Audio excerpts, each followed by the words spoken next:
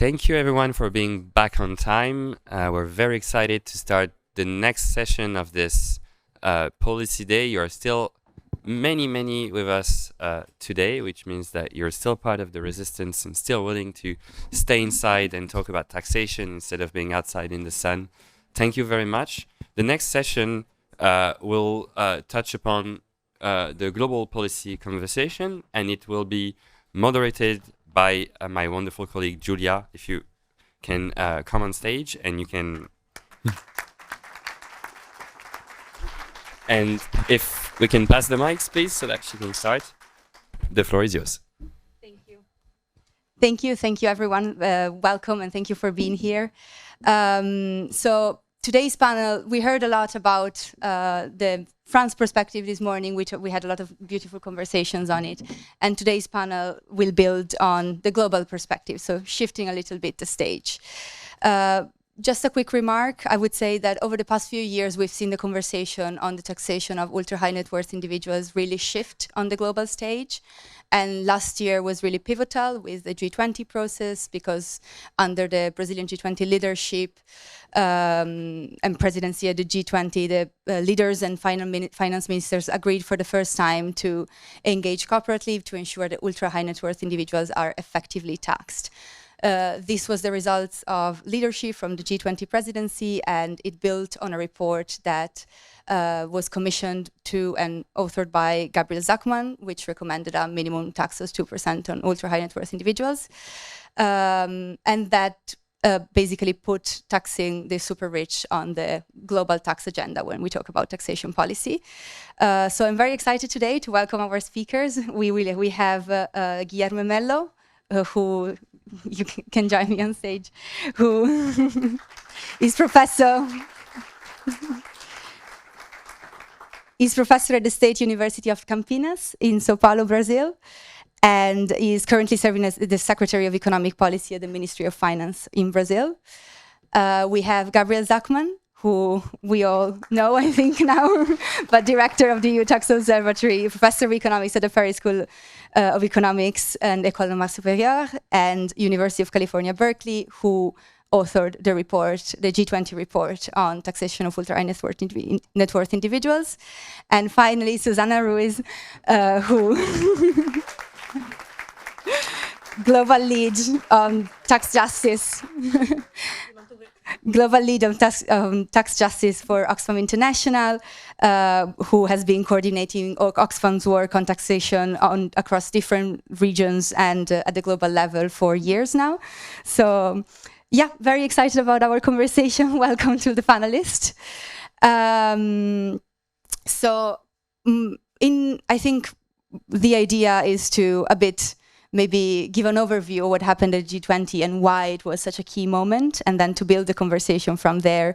So maybe Guilherme, you can give us an overview of what was Brazil's role in this G20 process, and why Brazil put this proposal on the table, and why was it a good moment to do that? And yeah, thank you. Thank you, Giulia. Thank you, everyone. It's a pleasure to be here with you all. Well, for Brazil, inequality is a main topic because, as we discussed yesterday, Brazil is one of the 10 great economies in the world, GDP-wise, but one of the 10 more unequal countries in the world also. This has historical roots, of course, but it has a lot to do with our tax system. As shown yesterday, and Gabriel helped with the paper, the inequality in Brazil, of course, comes from slavery, its historical history, but it's enhanced by a very regressive tax system because it's mainly based on consumption taxes, and the small part, about a quarter of our taxes, comes from income taxes, and this small part is not progressive also. So when President Lula decided to run for a new election, he asked us economists that that were working for him during the campaign, he said, I want two things. I want put the poor back on the budget. That means recreate all the social policy that is a trademark of the PT and Lula government, and that made Brazil get out of the map of hunger, eliminate extreme poverty, and so on. So he wants this, but I also wanted to tax the rich. That was one thing that he didn't manage to do back in his last two terms, and he wants to do it now. So when it came the time for Brazil to have the presidency of the G20, the opportunity came for us to discuss this matter internationally. And Minister Fernando Haddad asked me to be bold. He said, I don't want to be just another presidency that does all the bureaucratic discussions that are very important, of course, but comes out with a little step further in one or two agendas. I want to put new agendas forward, because in our view, we need to rebuild globalization. It's not about the last wave of globalization during the 80s and 90s. That was all about profit-seeking, arbitrage in terms of taxes, arbitrage in terms of regulations, arbitrage in terms of labor laws. That's the old globalization that we don't want to go back, but we don't want this world that's currently happening every day, where individualism takes the form of protectionism. So this world is bad for everyone, but especially for developing countries. So we want to build a new globalization. And this new globalization must be rooted in two pillars: social justice and ecological transformation, or sustainability, ecological sustainability. So the investments must go where they are needed. That's the real globalization we want to build. So the G20 had basically two main proposals. One, focusing on the taxation of the super rich and a more progressive tax system. And for this, we asked Gabriel to help us. He was a key component of our proposal, because when Minister Haddad asked me, you should be bold, I said, I remember this discussion. Let's talk to the people who created this wave of discussions around the world, and we asked Gabriel and his team to help us present a proposal, a bold proposal on taxation of the super rich, or a minimal taxation on wealth during the G20. And of course, there was also a great discussion over sustainability, new funds to climate change adaptation, and even Stir the Flow helped us in the second row of discussions, proposing how to utilize this more than 200 billion that could be raised through this taxation to fight poverty and fight climate change. So that was what Brazil put forward. And we had a lot of conversation, a lot of discussions. Was not easy to get to communicate that involved every one of the 20 countries. In the last minute, Argentina was a little bit resistant, but we managed to do it. And for the first time, this is in the international agenda, not only on the G20, but we can take it to the UN taxation group and also to the OECD. So this was the main tracks that we were working like 2 months ago. But of course, a lot of change since then, and we need to discuss. And I stop here to. We need to discuss the next steps on where to go from the proposal that we presented and approved in the G20. Thank you very much. Thank you.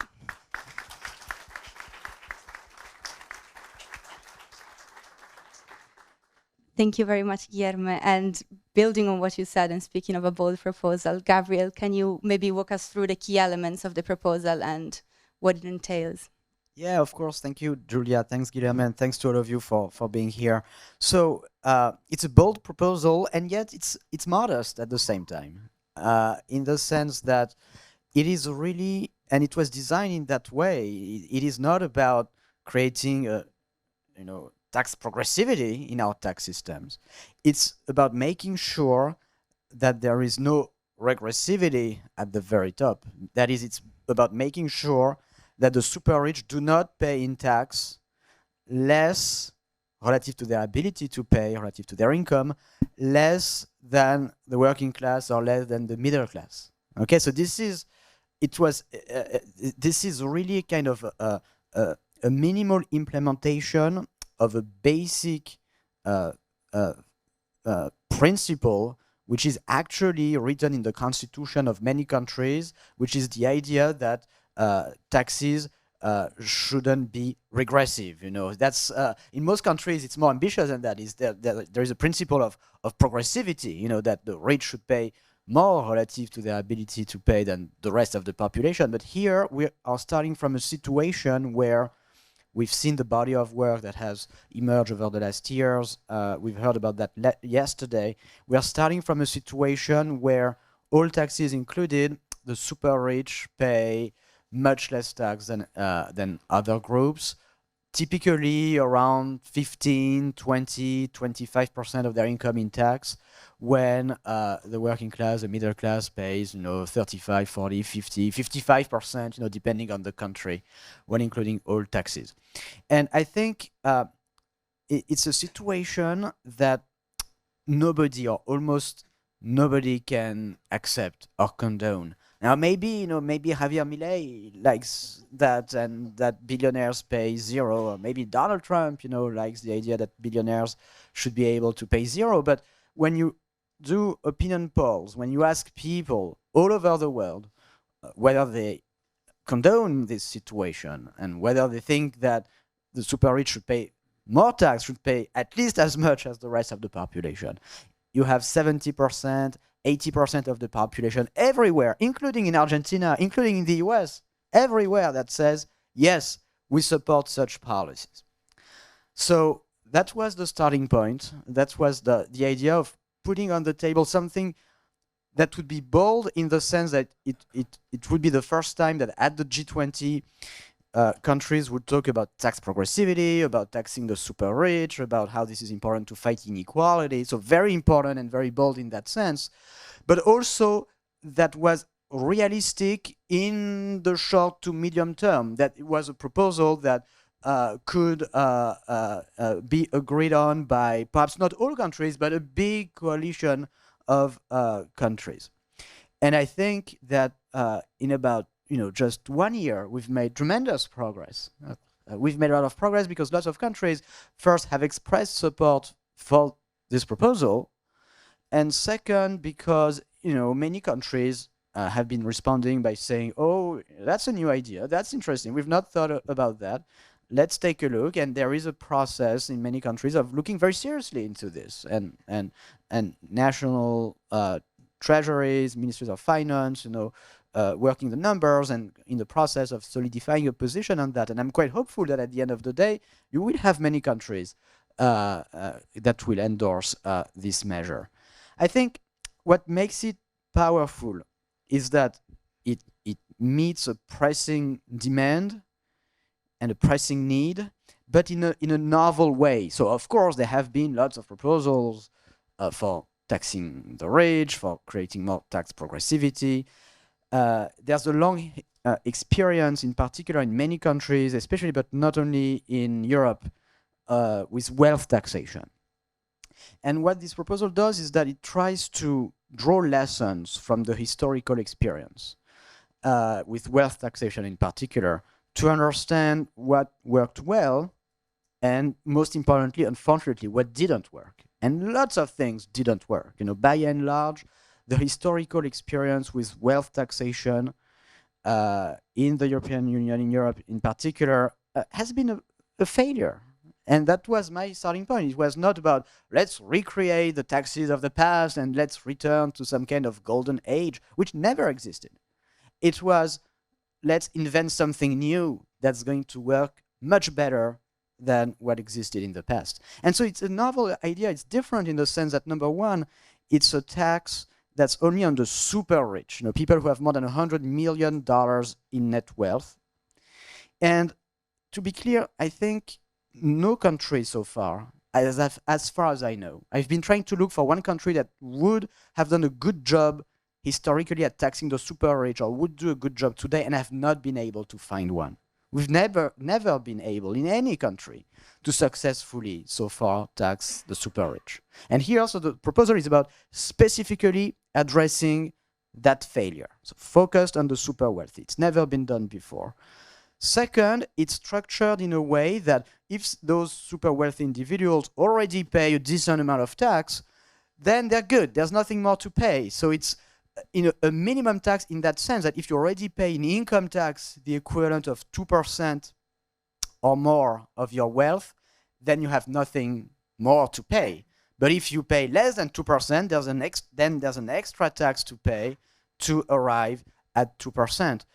And so by construction, it's kind of the most targeted, the most progressive, and the fairest tax you could imagine. It's only on the super rich and only on those among the super rich who don't pay tax today. It's impossible to think of something that would be more progressive, more targeted, or fairer than that. It's impossible to think of some other groups of taxpayers that we should try to tax more before we do that. And so I think that's what makes the proposal interesting and powerful. And so deep down, that's what makes me optimistic that it has a future, even though, of course, we are in a different international environment today than last year.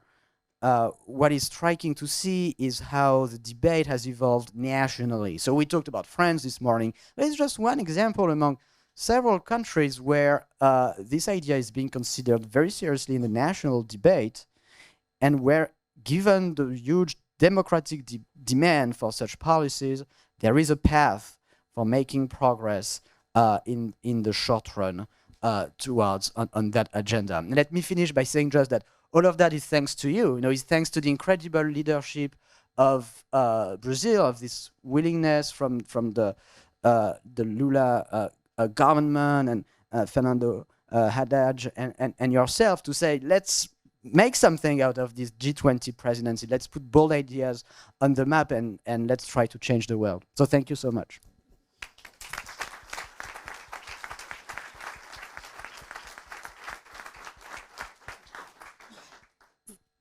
Great. So, Susana, speaking of bold ideas and changing the world, did they change the world? So, now, was it actually a significant turning point for the global tax policy agenda?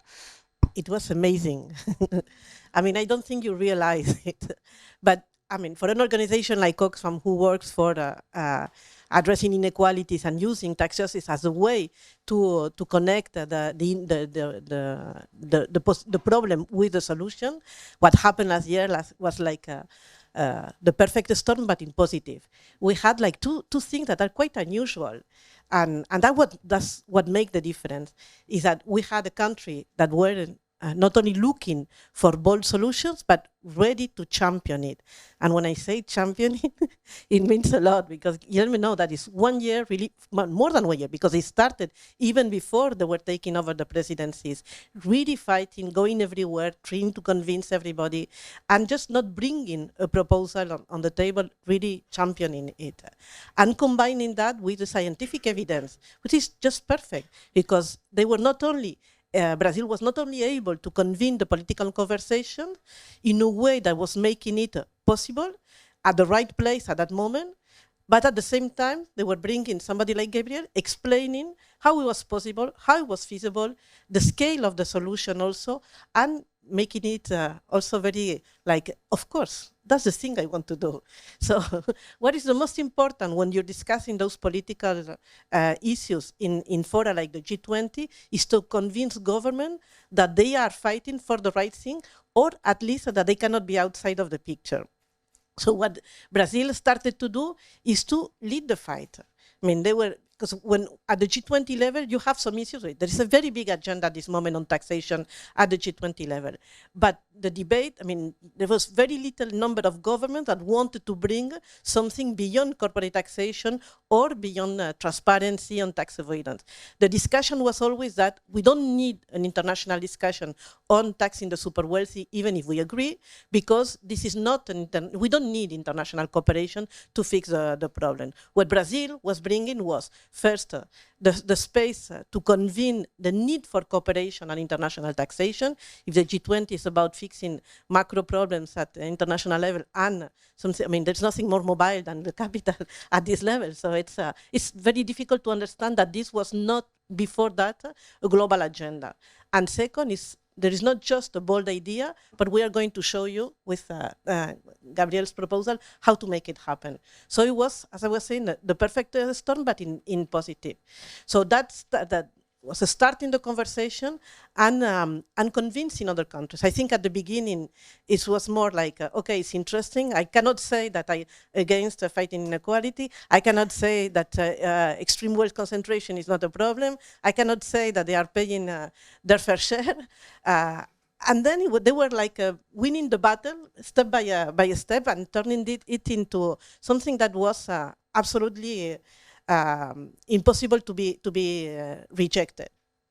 And even to the point, as Guilherme was saying, that Milei was on the very, after long discussion, all the governments agreeing, 2 declarations, finance minister, they're all saying that Milei at the very last moment was trying to boycott the deal.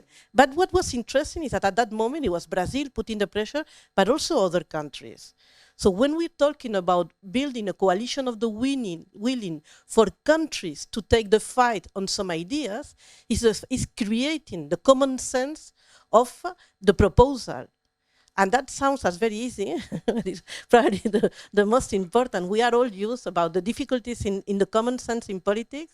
But when you have a number of countries at this level saying, we don't want to drop this from the conversation, we don't want to drop this even from the final communique at leaders level, and we want to keep this as the agenda forward, it means that with some of reluctance at different countries, but there is a sense that this is the big agenda that we have at this moment. And normalizing this debate, normalizing that the fact that governments need to do something, and that's what I was surprising with the G20 communique is that the argument for putting the taxation of the super rich individuals as part of the agenda was linked to the need to address inequality, to support the growth, and to address also to help building democracy, protect democracy principles. So it was not just the fact how we are going to do it, it was the rationale behind that is one of the most powerful things that we can have is we agree on the problem, we have a solution, we'll go forward. So that was absolutely amazing. And combining the fact that we had this so scientific evidence with this country championing, not just putting on the table, but really championing it for it, is what made the success of the G20. But that was the beginning. Yeah. Yes. Yeah.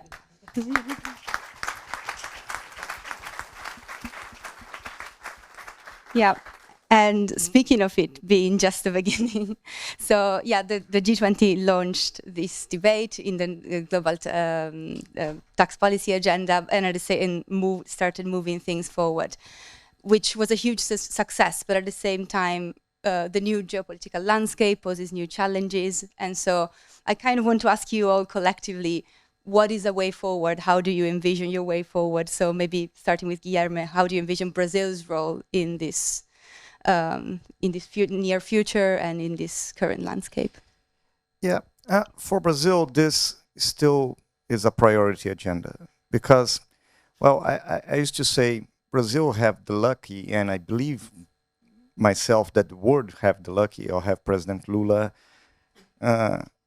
championing this kind of agenda. He is very respected worldwide. He is a man from the working classes, so it's very rare these days that you have popular leaders coming from the working classes, really. You have billionaires, a lot of them in the governments, but when not billionaires, at least rich people, but not with the history that President Lula have, and people respect him and respect him for that. So this is a very important agenda for us. Even domestically, we just presented to the Congress a proposal on income tax reform.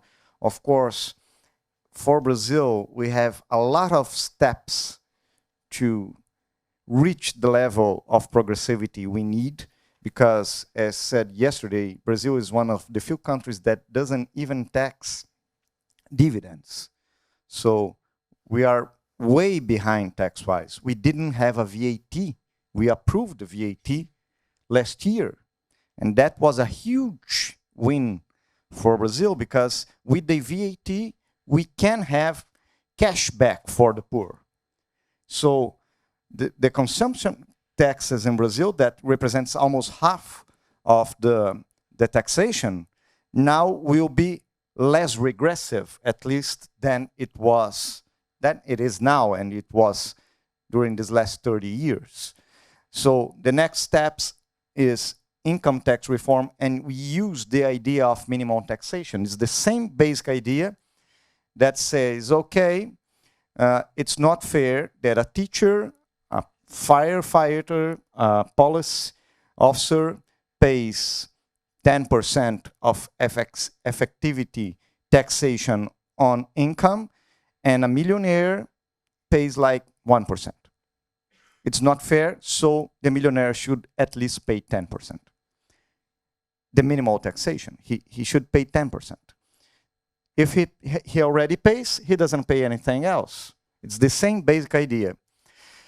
So for us, it's quite important, this agenda. But of course, the conditions changed. Last year, the American government, the Secretary Yellen, at first was very cautious about the proposal, but with a lot of conversation, she joined us. She had the principles in the right way. She had her mind was in the right path, and she helped us, not only she, but the French government, the Spanish government, and a lot of allies that Minister Haddad talked and negotiated all over the world. Now we are in a trade war, we are in different war, and of course the extreme right's gaining strength, at least in the short run, in some parts of the world. And a part of the agenda of the extreme right is exactly the opposite of what we are saying here, is let the rich be rich. I always remember when I gave classes on American history that the founding fathers, when they are discussing freedom, one of the basic ideas, and you can find this on the Federalist Papers and other papers from that time, is that you have the right to be rich, to have wealth. And they are actually very afraid that democracy could overturn this right.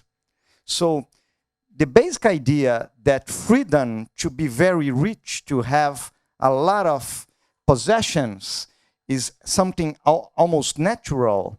It's spread all over the world, and a lot of people believe in it, a lot of leaders. But I believe there are a lot of leaders also who believe in progressivity, in social justice, in the need, as Gabriel said, not to expropriate wealth, but to have a minimum of fairness in the distribution of income and wealth. So I believe we need to find a way to create a coalition of the willing, and we have some paths to do this.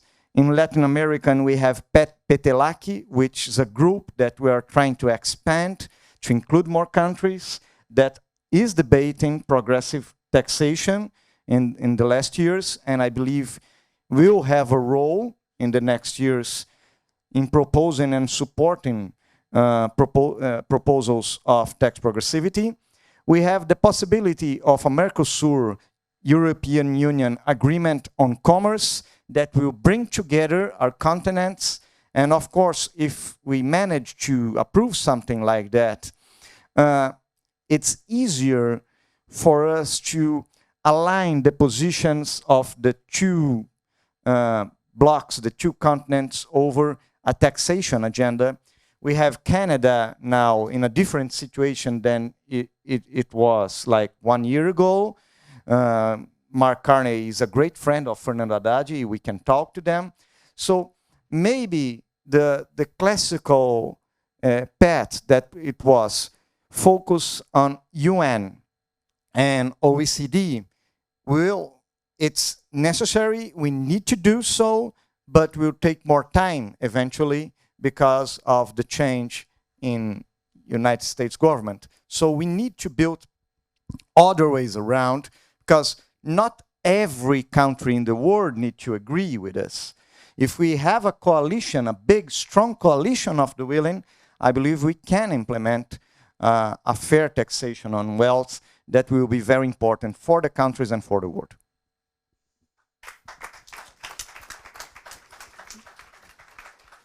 Great.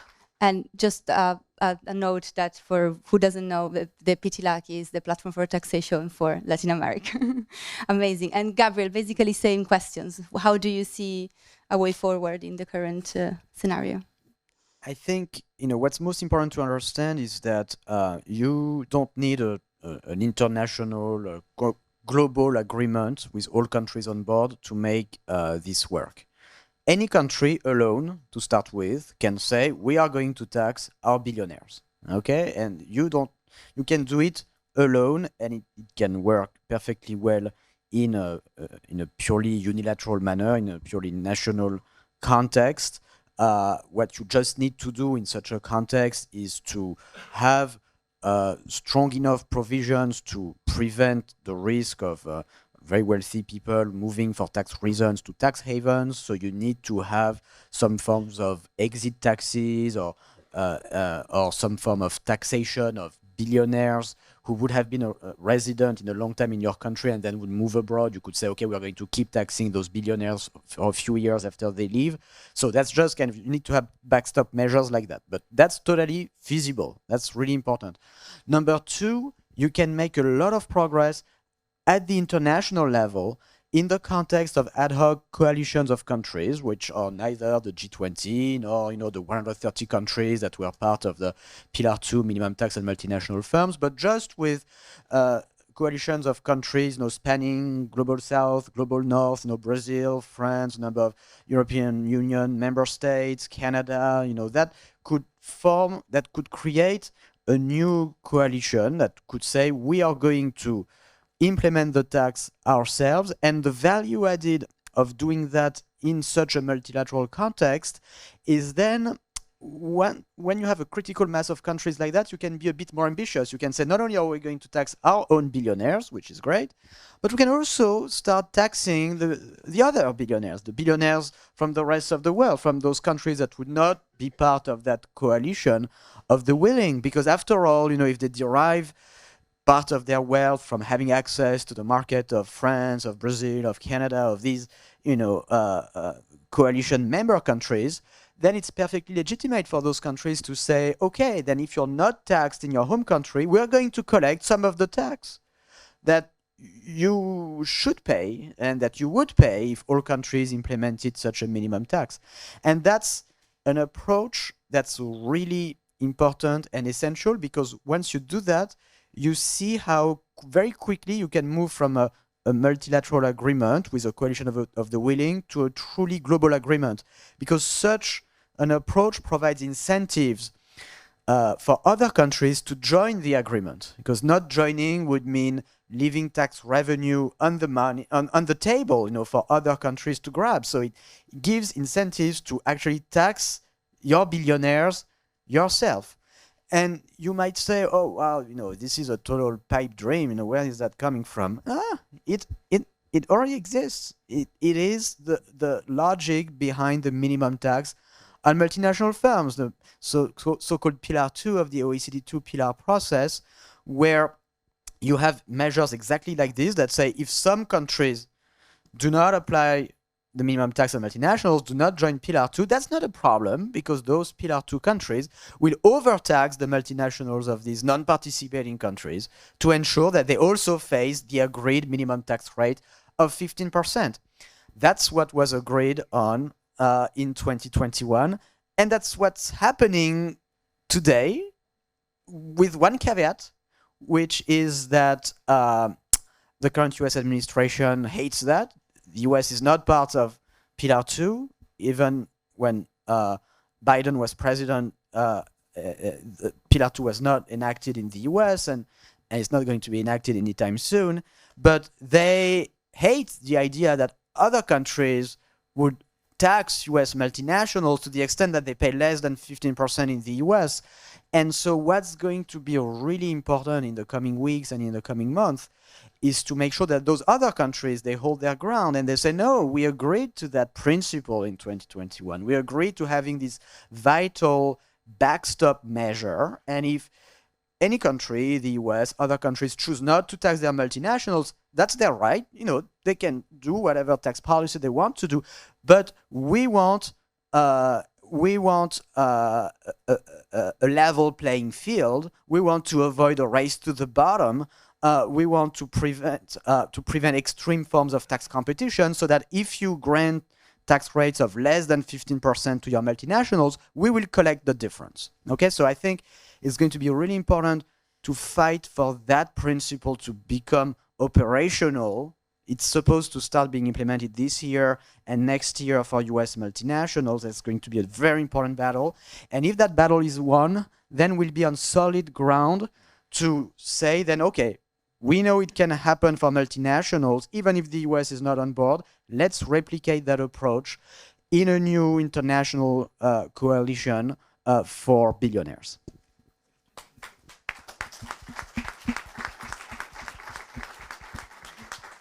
Thank you. And again, Susana, same questions.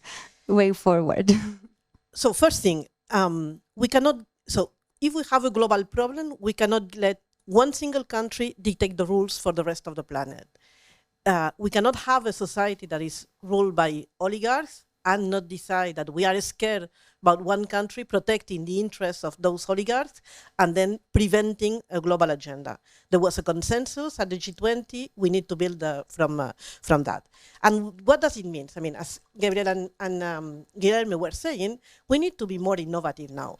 First is that we need to agree that the coalition of the willing means that some countries can agree on a plan to implement some joint solutions. Countries joining forces. So we know how. We have precedents, even on corporate taxation, on the minimum tax. That was the deal also. I mean, at that moment, we used to have some tax havens blocking any solution. Why? I mean, and the international community was recognizing we cannot let some of those aggressive and toxic jurisdiction rule for the rest of the planet. I think we can say the same. We cannot let some toxic government being ruling at this moment for the rest of the planet. So when and where is this possible? So this year we have three big processes that are hosted or chaired by governments that are committed to this agenda, addressing inequalities, taxing the super rich, and addressing climate crisis. So Brazil is leading on the COP30 in Belém. South Africa is leading on the G20. They are not having an easy task this year, more worse than you were having in Brazil. But they're still working on this agenda and keeping on going on the conversation. And Spain is leading on the it's the Finance for Development Summit is something that is happening in a decade. And it's where countries are joining forces to decide how we are building the sustainability of the future. So again, I don't think anybody can disagree on the fact that we have problems in reaching the commitments to deliver a fairer and safer planet. But if we have a problem, again, we have a solution. Taxation of the super rich should be the core, or at least an element very important in this decision. But beyond that, it's a moment also for joining forces. We need those governments to stand together and decide this is the way we want forward. We don't want to wait for having a perfect situation where we can build on a total consensus. We know, and we have precedents, we can build on a group of countries going into some direction and jointly deciding how to start the joining. So with those three countries, Spain, Brazil, and South Africa, we can already start a movement that can go beyond and then see how France can support. I hope so. But other countries also, we have Norway, we have other countries. We see also this movement in other continents. This has to represent the group of countries that don't want to be dominated by the agenda of oligarchs and saying we recognize this is the moment to deliver for our societies. So that's what we want. We want this agenda to be discussed at this global level because it's where the terms of the debate, the narrative, the consensus is going to be built. It's where we can make also the political noise and the political expression, this statement. This is very powerful, a group of countries saying this is the direction we want to take, and we don't want two countries to take to push us in another direction. The second is, if this is happening at the global level, without being naive, we will be able to implement this more realistically at the regional level, because we can have a number of countries that are more consistency on the problems, on the realities they share. So pity like in Latin America. Brazil will assume the presidency of this regional platform. We have a number of progressive countries in Latin America that can decide under, again, hope the leadership of Brazil, saying we build on the legacy of the G20, we don't wait for the perfect condition at the global level, but we're going to implement this global standard, turning it into a regional standard to deliver. And it's going to take away, but we're going to start that. Don't give up. And the number of research and discussion we've got since yesterday is proving that we don't need, we can already work on lots of scientific evidence to convince many countries. So global discussion, regional agenda. I hope Europe will not be waiting decades. I think it was Enrico Creel who was saying that. I hope we'll have a movement at the European level. It will not, considering the context we have in Europe at this moment, decided not to go into a coordinated taxation of super rich individuals at this moment will be a big mistake for Europe, for the European institution. That's not something we can assume. And then, of course, I think we'll see the movement also in Africa and in Asia. But then we need examples. We need countries to start implementing. We need countries to start the discussion, to bring those legislation to parliamentarian debates. And we need this to be proven, how we can adapt the different proposals using different methodologies to the reality of different countries. This needs to be happening since this year. So this combination of the global political statement, the big coalition of the willing, with more ad hoc coordination at regional level, and countries that are championing also in to deliver, to show it is possible. Because the worst thing in politics is when we hear it's not possible. Why? It's not possible. It's complicated. Why? But what we need is to prove that's not true. It's a matter of political will. It's not a matter of feasibility or design. We can always work on design. We can always improve the design. We can always work on methodologies. We can always work on many of on how we are going to implement it. But the thing we need is at this moment is a political will. So that's why it's something that is really close to an organization like Oxfam. We want to reduce inequalities, working on taxation of the super rich, and we'll be placing this debate at a combination of a political will at the global level with this regional agenda and championing countries that can lead the way in different regions also. So only that.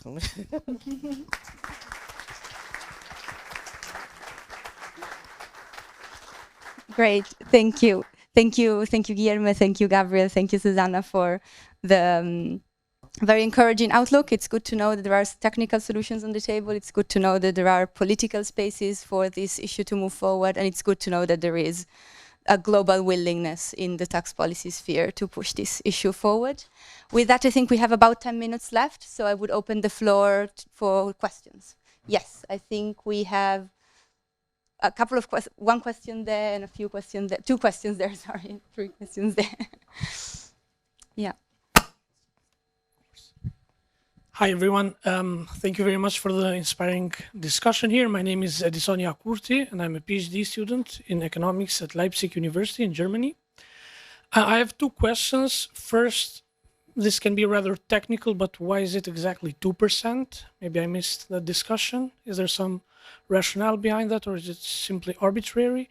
And the second, I know that Gabriel mentioned that we don't have a good example of such a policy from the past. But do we have at least some good practices of closing those back doors in case of capital flight, in case countries decide to individually implement such a policy? Then do we have some good examples of what countries can do in those cases? Thank you.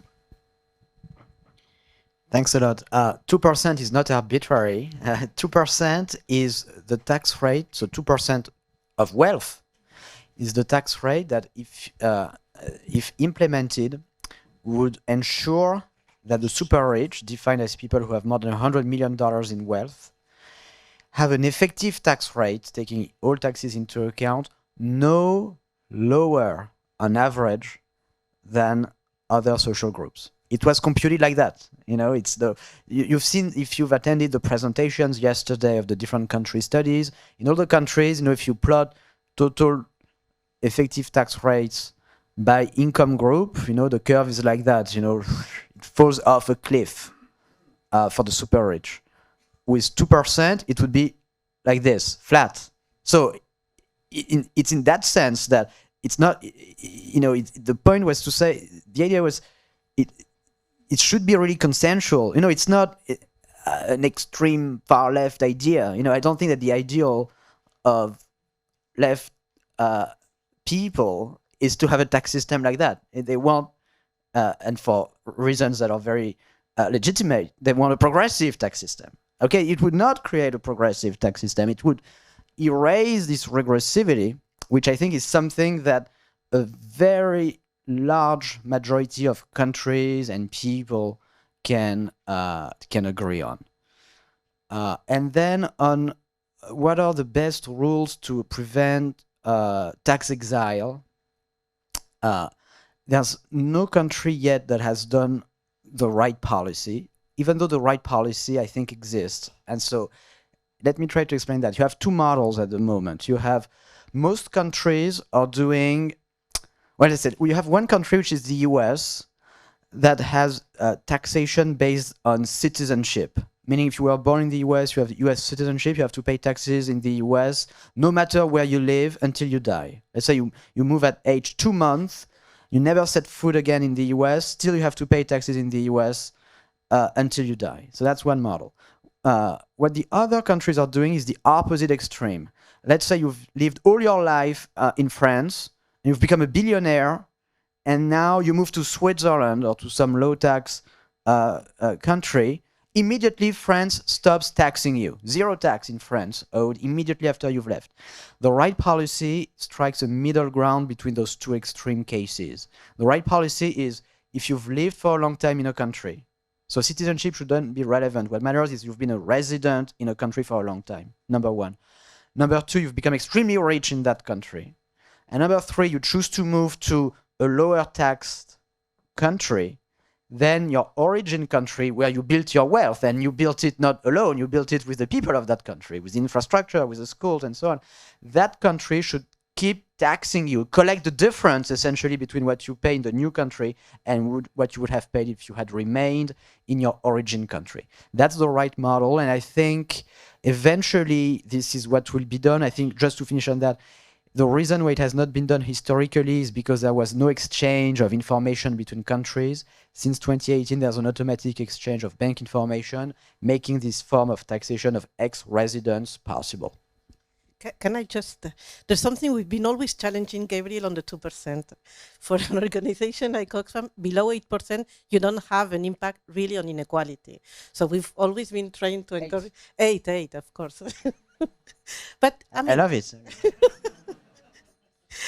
but it's also for a government to decide what do you want. Do you want to implement a legislation or a policy that is getting the system flat, or to make it really progressive, so and have a significant impact on inequality? So that you need to decide what is the final outcome of the policy for a country. So if your outcome is really, and you're determined to reduce inequality, our estimation is below 8%. It's not possible. So starting by 2, but I hope that let me just echo very quickly what Susana said, because I really agree with that. It's important to understand that with 2%, it's not going to make a meaningful difference to wealth inequality. I want to be very clear about the fact that it would not reduce wealth inequality. The wealth of billionaires has been growing 7% per year on average. With 2%, it would grow 5% a year, which would still be much more than the average rate of growth of wealth for the rest of the population. So with a tax like that, you're not reducing inequality. You're not stabilizing inequality. You're slowing the pace of the increase in inequality. Okay, so I want to be very clear about that. But that said, it doesn't mean that it's a bad idea. I think if it existed, it would dramatically strengthen the ability of all countries to build on that, to then create their own progressive tax systems. Hello. Yeah, hi. Hi, my name is Benjamin. I'm from the Belgian Workers' Party, and I have a question about, indeed, the lessons that maybe you drew from the minimum tax on multinationals. In Belgium, it has been implemented. It's already been over a year. And I really read the report from the EU Tax Observatory very interestingly, because indeed, the nominal rate was 15%, and then unfortunately, particularly in my country, the backdoor creation is we are really, really good at that. And indeed, the numbers are confirm the analysis of the EU Tax Observatory in that sense, and maybe even a little bit worse. And so my question is, indeed, I know Brazil just did it in December. I wanted to see, so it's hard because you don't even have the first numbers. But if between you and Gabriel, you have already an idea of what has happened in the last 15, 18 months on that front, how's the picture looking overall, without putting a damp on the optimism of the panel, of course, but just an idea if you have on that. Thank you. No? All right, thanks a lot. So it's a bit early to analyze the effects of the minimum tax, which started being implemented in 2024 in about 30 countries. What we know is 15% is a very low rate. In practice, it's going to be less than 15% because you have a number of exemptions for substance and other things like that, tax credits. So it is weak. In 2021, we could hope for a 21%. At the time, in a far away, very distant world, the US administration of 2021 was actually pushing for a 21% minimum tax rate, effective minimum tax rate. And it was a possibility at the time. Now we're talking more about effective rates of 10, 12%. So, but that being said, and we've been critical of the global minimum tax in some of our publications. At that stage, I think it's really important to acknowledge that even 10% is more than zero, and it is important to defend it. And it is really seriously under threat at the moment, because what makes the whole thing work is those backstop measures that say we will tax the multinationals and non-participating countries. And that is being targeted by the current US administration. And if the European Union and the other Pillar 2 countries kind of give up on those backstop measures, then the whole Pillar 2 process is going to fall apart. And then we are back to the world of tax competition, race to the bottom. US companies will be able to pay zero tax, and the whole thing unravels. And so it's going to be really important in the future to, in the coming, like right now, in the coming weeks, to fight to ensure that, this very small progress that was achieved with Pillar 2 survives. just to add one little thing. When we're talking about taxation, being domestically or internationally, you have a small problem. You can design the perfect reform. It's hard, but it's doable. Close all the back doors, put the rates where they should be and everything. But to implement it, you need an amount of political power that is not in hand for any government in the world today. Okay? So you have two choices. You can wait and try to build this political power within society, within the parliament, and, well, wait for the conditions to be right for you to implement the perfect reform. Or you can start small, but open the door for new improvements in the future.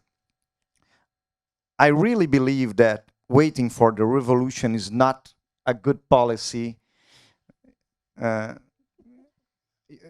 Soviet Union knows better than we do. They waited for the world to be revolutionized, and it was not good for them. So we need to do these small reforms. The 2% is not enough to stabilize or reduce wealth and inequality. This is for sure for all of us. But it's a small revolution in income tax. Because actually what Gabriel proposes is an income tax reform. It's not exactly a wealth tax. If you pay income tax that is equivalent to 2% of your wealth, it's okay. You don't have to pay any more income tax. But if not, you have to complete and pay additional income tax. So it's a creative way to solution one problem of the tax system, not all the problems. And the pillar 2 is the same. So I'm with Gabriel on this. We need to defend the small revolutions we're making, because maybe in a near future, we will have more political space to advance and use this open door to create the real revolution that we all hope for in the future. Can I add very quickly to that? I think one of the main lessons from the history of taxation is the following. What's really hard is to move from zero tax to something positive. Okay. And once you've achieved something positive that might be small, it's much easier to have higher rates. Okay. It is the story of the income tax. The creation of the income tax was a big international movement in the late 19th century, early 20th century. It took really decades of debates in many countries to move from zero income tax to the progressive income tax that was started in many countries, just before World War I. And then the rates very quickly increased. And so that's why you might think, well, why fight for 2%? Why fight for, this very flawed Pillar 2 minimum tax of 15%? It's worth it, because that's what's really hard, moving from zero to positive. I think we have the space for 2 more questions. So maybe one there, and then one here with quite early as well. Maybe we collect them both and then we have... Me? I think it was someone else now. Or someone else. Yeah. The back, sorry.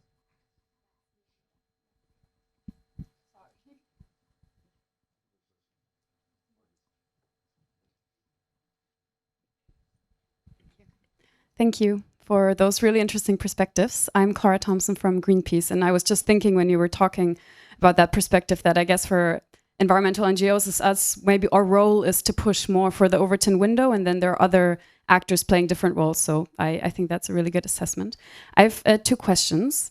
One question is looking more into the how we can advance a wealth tax in the European Union. You mentioned a couple of countries. We talked a lot about France, Spain, but I was just wondering, like in terms of real allies and who we can push, like, do you have an assessment of which countries are more easy to push, and especially looking at the right forum to talk about international tax cooperation. We talked a lot about the OECD, but I was wondering, for the UN, there are also a lot of conversations happening. What can a compelling argument be for the EU to push for wealth tax also on a UN level that is inclusive for all countries? And then second question, just a short question, what you would think about the idea, in addition to minimum wealth tax, to add, say, 0.5% surcharge on assets that are not in alignment with the Paris targets. Because we were obviously, as an environmental NGO, think it's really interesting to like also look at that polluting aspect of investments. And I was just thinking wondering whether you have thought about methods or policies going into that direction. Thank you.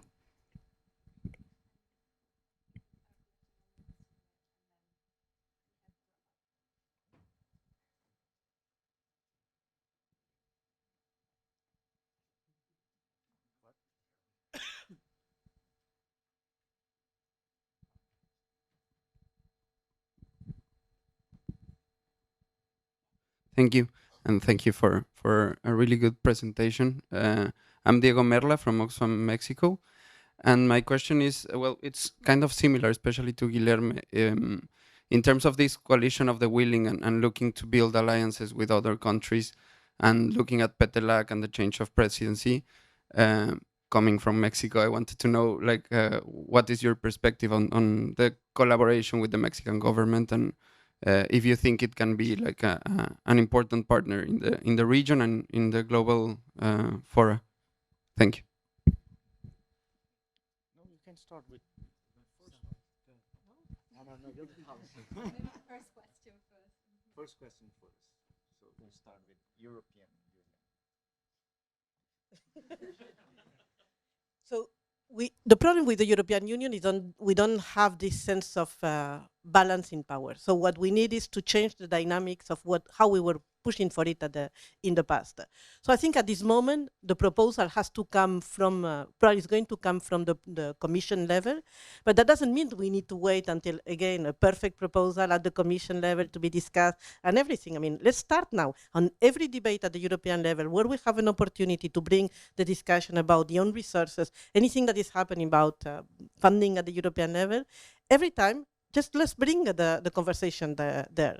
Because then you will see how those political parties are going to expose themselves on the fact that they are going to prefer very regressive austerity measures and everything. I mean, we will need to confront those political parties to the choices they need to make at this moment. So either to very reasonable increase on taxation of rich individuals within a European coordinated agenda, and we have precedent. Spain has I come from Spain, we have a net wealth tax that's not going to scare that should not be scaring the rest of Europe, even if it's improved, it can be improved. But we have precedents also and good examples in Europe that can help build the road. So one is to push the European Commission. Second is for all political parties and the left-wing parties, is to start putting that on the conversation and expose those others on the choice that they have to be making. And that's the direction to take at this moment. I don't have much to add other than I think we're seeing the debate gain steam in many EU countries. So in Belgium, the Socialist Party has said that it's going to introduce a bill in Parliament, modeled on the French bill that was passed by the National Assembly in February. There's, a potential bill in the making in the Netherlands, perhaps in Portugal, in Sweden, in Austria, essentially in all member states. There is a lot of interest for this type of proposal. There is interest at the Commission level, there is interest at the Council level. We're in a situation today where, in effect, being against a minimum tax of 2% on billionaires, being against the principle of a minimum tax on billionaires, it means being in favor of the right of billionaires to pay zero tax. Who's in favor of the right of billionaires to pay zero tax? Very, very few individuals. Well, in Latin America, I believe we have an opportunity with Petelac. I was there. Chile made an excellent exposition on progressive taxation. It was the last, I believe the last meeting was in Cepal, which for me, which I'm consider myself an structuralist, a Furtadian economist, is something very special to be there. But of course, we need to enlarge the participation of other countries, and Mexico, it's a clear number one country for us to join this effort, because I believe that Mexico, Canada, and Europe were in a very different situation 1 year ago. The United States always have a proeminent role in these countries in international matters, right? But now you have a different situation, because United States turn its back, not maybe United States, but the current government turn its back on their historical allies. And this could change the political scenario. So the worst thing we can have now is fear, because maybe a lot of leaders will think, well, maybe if I don't do anything, maybe if I gave up on any hope of change, of sovereignty, maybe the US will treat us better. And we can end up this commercial, economic war in the winner side. I believe that's a mistake. We are talking about Latin America, and Latin America, you have very different governments in terms of political orientation. Brazil is a center-left government, and Argentina, with Milei, is a far-right government, and they all receive the same treatment. And we need to create spaces for us to discuss with our sovereignty what we want for our future. And Mexico is very welcome, because I believe President Claudia is a very important leader in the region and is facing a very difficult situation with its relationship to the United States. So it's not gonna get any better if I don't tax the rich, that they won't look at me. No, you don't tax the rich right now, and they are looking at you.